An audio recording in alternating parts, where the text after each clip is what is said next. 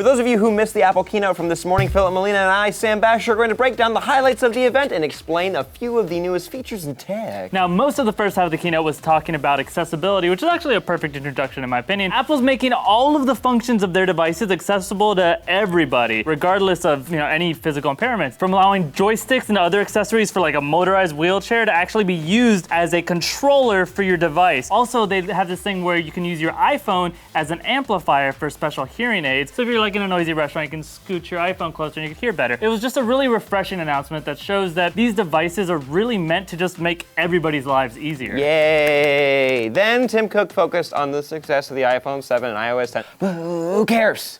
Give us the new goodies. Let's talk about the Apple TV update for a second. We first get a glimpse at a social media function for watching live games that pairs with Twitter to see what people are saying while the game's playing. Thank God. Oh my God, I was worried we were never gonna get that. Twitter in more places. Please. It will be an interesting feature if you were able to live tweet during the Netflix binge session and then for like the next Marvel series or Orange is the New Black. But if we're talking about connecting people who are watching the same thing at the same time, it would be nice to see a feature similar to the Showgoer's Chrome extension. This app allows people to sync their Netflix accounts with others so everyone can start and stop at the same time, maybe next year. The bigger feature coming to Apple TV though is simply an app called TV. And we simply call it TV.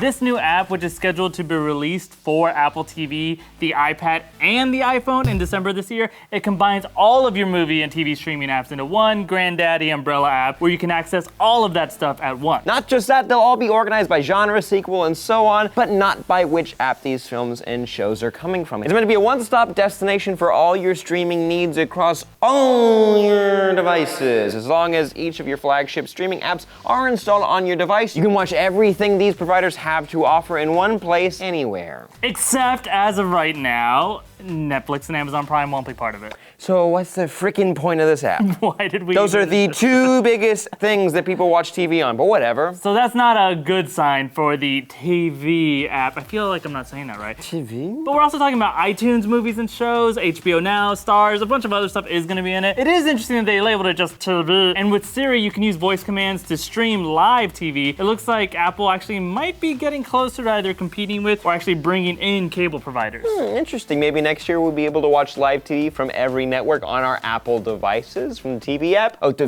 Sorry, excuse me. Would you want to watch that on your Apple TV live from every network? Let us know down below. But the shining star of today's keynote, however, is the MacBook daddy of them all, the MacBook Pro, and its long-awaited update. It's been 527 days since we last got any MacBook Pro update, but even then it was just a little spec bump. So in terms of a new design for that computer, that was 1,600 days ago. That's a long time ago. That was a few weeks before we got Gangnam Style. Oh, okay. I measure any of my time before and after Gangnam Style. So here in 2016, that's for AGS or after Gangnam Style. I think we got it. Yeah, just making sure. Yeah. But what changes are they able to make after these 4 years? It's a lot thinner and lighter. Wow. Yeah. Okay, so sure, they actually updated some other stuff, and this is the most boring part of the update, but it's pretty significant to point out. This thing is now down to weighing 4 pounds for the 15-inch laptop and only 3 pounds for the 13-inch. So considering that the original heavy hitter laptops were literally heavy hitters, it came in at like 10 or 12 pounds. Could stop bullets. The fact that these things now weigh as much as half a gallon of milk, or a little baby steam iron, or actually the human brain,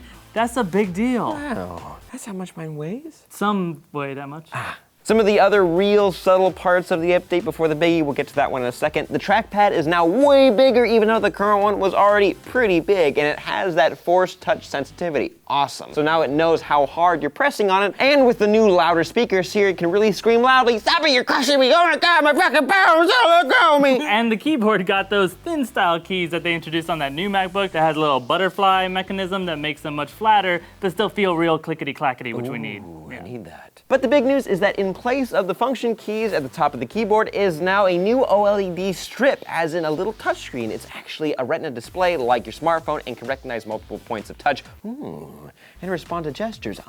But this is the big new feature, so let's dive in and take a little trip to the TouchBar. Hell yeah, the place where you get free drinks and you get touched non-stop. That place sounds wonderful, and we'll go there later. But actually, this is a screen that's called the TouchBar, and it's the most significant change to the keyboard area of the MacBook since the MacBook has ever existed. This is the biggest change they've made. This screen is incredibly intuitive and lets you get to things you want to way faster, and the functions there, they change and adapt to whatever app you are using. So if you're in a web browser, let's say, your TouchBar shows you your favorite sites, and if you were watching a movie, you could swipe up the brightness, or you could swipe down the volume, or you could scrub way ahead, all with some little simple finger sliding. And if you're a video editor, holy crap, this is game-changing. You can see the entire video timeline even when you're watching the video in full screen. Jump around real fast to the section you want to work on, zoom in and out of the timeline, and apply transitions to the clips super easily. Or if you're a designer maybe and you work in Photoshop, you can use one hand like as the brush, and the other hand can be changing brush size and colors at the same time that you're stroking it over here.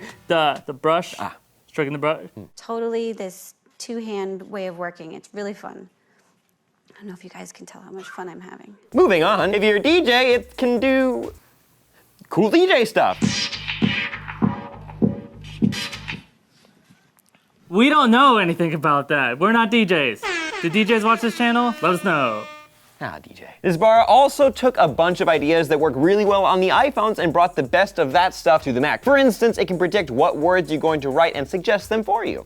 In the keynote, when Craig wrote, "I'm totally stoked," the TouchBar was smart enough to know that a sentence like that would definitely end with words like dude or bro. So it knows how douchey you are, cool. And it does that by reading and learning all the words you're ever writing. It memorizes them. Creepy, but fun. Okay, that's all cool, but one of my favorite new things about the TouchBar is in the far right part of it. That's actually a Touch ID fingerprint sensor, meaning you can actually just make simple Apple Pay based transactions when you buy stuff online, instead of that thing where you have to like track down your credit card and type in every number on it, and also your address and your separate billing address and your birthday and your darkest secrets and yada yada. You just touch your finger to it and it's bought. You wasted money on the stupid 3 aluminum poles that they showed in the keynote. That's $140 fucking dollars. My favorite feature is the lamest one, but definitely the one I would be using the most. Just the ability to swipe through all the emojis real easily. They even have them categorized. It's perfect. Oh, and you can also customize what things show up on the TouchBar. Just press on the little icons a little bit and they'll do that scared little death wiggle that the iPhone apps do when you're about to murder them. Ooh, and also the TouchBar, when different family members touch it, it can really easily and quickly switch them over to their personal user accounts. That makes a lot of sense because most families will only be able to afford one of these things and you'll have to share. Definitely. That's because the 15-inch MacBook Pro is going to start at low $23.99.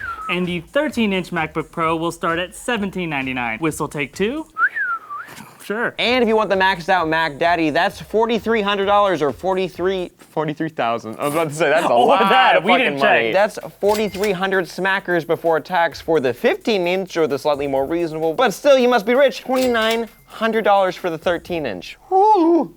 It's hot in here. Your blowing feels nice. Okay, well, fine, but it's probably worth it. It's got a way faster processor, real fast RAM, a real big capacity and super fast SSD drive, and no freaking ports that you ever use. Seriously, no USB, no Thunderbolt, no HDMI, none of it. Instead, you get 4 USB-C ports, which are really fast and can be daisy-chained and can power the laptop from the same cable, but still, we ain't got no USB-C devices. So you know what that means? Dongles galore. All the dongles. Every port gets a dongle. A dongle Glover. Dongle Gleason. German Chancellor Angela Merkel. Dongle. But wait, actually they did keep just one classic port. Unlike the new iPhone 7, it has a headphone jack.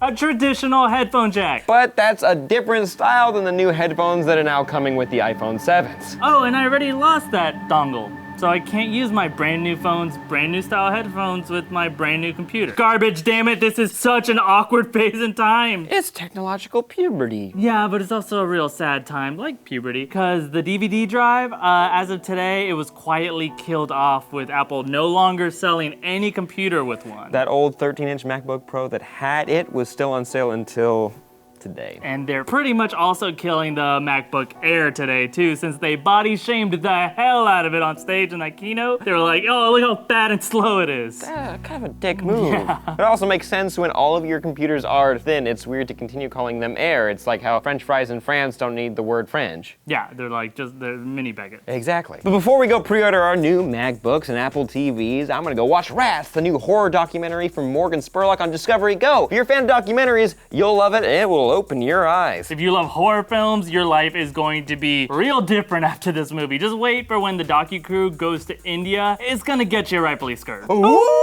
boy! Download the Discovery Go app in the App Store for free or check out the link down below to learn more. Hey, don't forget to like this video, comment down below, share, and subscribe. Also check out our other keynote coverage from a little while back when they announced the iPhone 7. Sam Filup, bye. How do you put the bullets in it? Come on, Jess, Jesus Christ. You've seen me play Call of Duty like 1,000 times. I don't really pay attention when you're playing that. It's kind of annoying. We're good to go. And you're just like, bam, bam, bam. Oh, fuck, it's so loud. Oh!